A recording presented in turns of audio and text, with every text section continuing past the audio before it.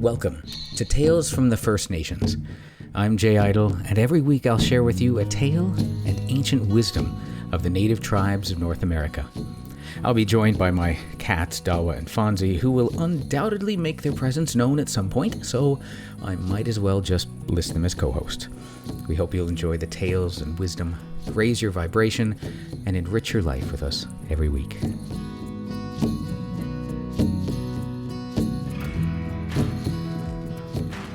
Greetings, friends. I'm Jay Idle.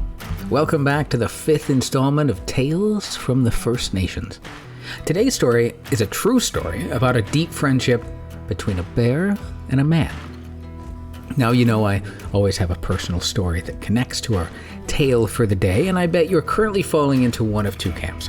The first group of you are probably wondering what possible connection I could have with a bear, while the second group is thinking, oh man, he isn't going to talk about a teddy bear, is he? At this point, I think you're all in the second group, and you're rolling your eyes about the potential of a teddy bear story.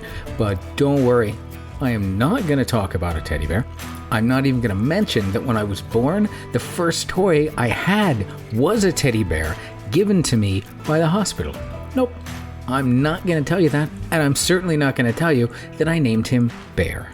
In fact, that is a little secret that I'm going to keep to myself because I might need it as a security question for a website I join. So, no mention of him at all. I won't even mention my friend Ted E. Bear, who travels with me everywhere I go and has had his photo taken on every trip that I've had in the last 20 years.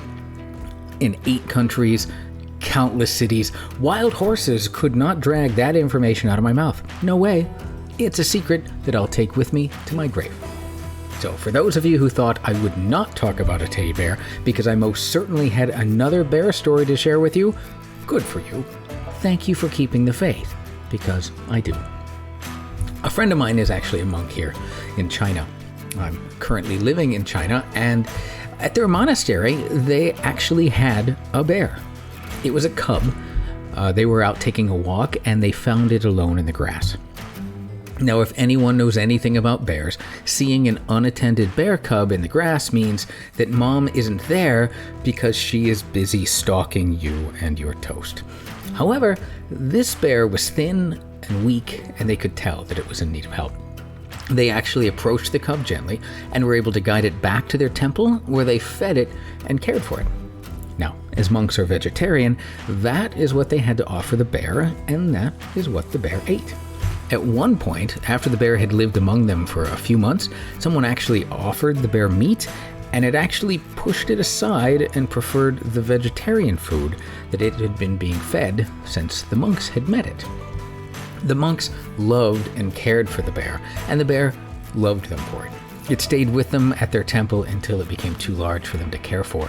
So they made arrangements for it to be picked up and taken to a local zoo where it could be cared for and everyone could be kept safe. You see, animals, like people, know when they're loved and they return that love. Which is the moral of our story today from Elder Gabriel Le Riviere of the Dene People.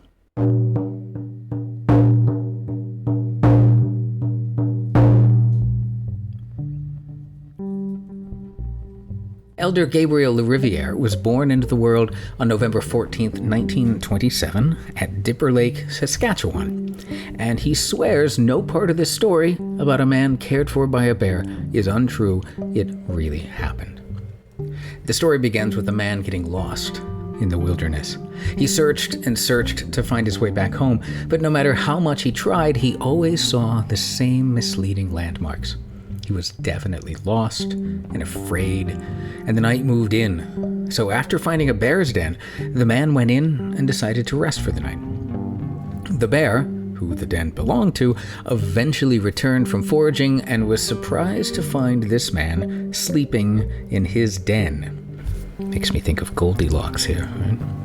Well, as the story is told, bears and humans could talk and understand each other, and although it was on a higher level than plain speech, there was no problem in their communication. The man explained his situation, and this bear took pity on the lost man. The bear let the man stay and cared for him there in the den. The bear told him that he was going to need to live off the bear in the future if he were going to survive, then proceeded to teach him all about bear nature. The bear also reassured the man that he would never go hungry. This was the bear's gift to the man. As winter moved in, both the bear and man went into hibernation. While inside the den, the bear continued to teach the man. When the man got thirsty, the bear instructed the man to lean forward to where a river flowed behind the bear. The man was able to drink the fresh, cool water of the river as it flowed. From the same river, the man received enough minerals to keep his body strong and healthy through the long, cold winter. When it reached midnight of the winter sleep, the bear turned over to its other side, and the man did the same. In the spring, which to the bear's world is really only the next morning after a long, long night's sleep, the bear awoke and said to the man, "Your relatives worry about you. It is now time for you to go home." The man agreed. He had also sensed his family was missing him terribly. The bear told the man to extend his hand outside of the den to check if any snow remained. Amazingly, it had all melted. It was spring. The bear guided the man back to his village. Arriving at the edge of the village, the bear departed without looking back. The following winter, the same man went hunting for a bear. He was not successful on the first hunt. On the second hunt, the memories of what the bear had taught him returned. And this time, he watched for signs of warm breath escaping hidden dens along hillsides as it contacted with the cold air, forming a misty cloud. From that day on, he was successful every time he went hunting. The other hunters from the village quickly recognized this man's amazing ability to hunt bears and grew jealous. They told him that it was not the Creator's will for him to have such luck all for himself. The man tried to explain that the gift of hunting bears was only meant for him, as it was given to him by his bear companion. But the hunters continued to harass him until he finally gave in. The man knew he had betrayed the bear who had cared for him, and all in a moment of weakness. This feeling of betrayal saddened him deeply, and he vowed to never tell another person after that.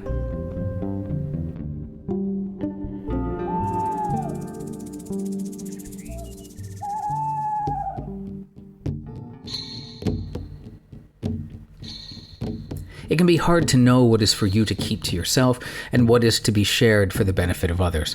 This is the tricky balance we must all learn to live within. The man betrayed the bear, but he aided his fellow hunters. Perhaps we'll never know what the right thing to do was, but for ourselves, we can only count on that inner voice for clarity that can guide us forward. Many thanks and much respect to the Dene people and to Elder Gabriel Riviere for sharing this story. I offer my thanks to you for joining me on my journey and on this podcast. For more great stories and legends, check out the Jaguar Bird channel on YouTube. There's a lot of wonderful content on there. And of course, join me next week for another story here on Tales from the First Nations. I'm Jay Idle, and I'll talk to you next time. The opening and closing music is provided by my dear friend Scott Brocklesby, and our podcast image was provided by Mark Lawton. We'll see you next time.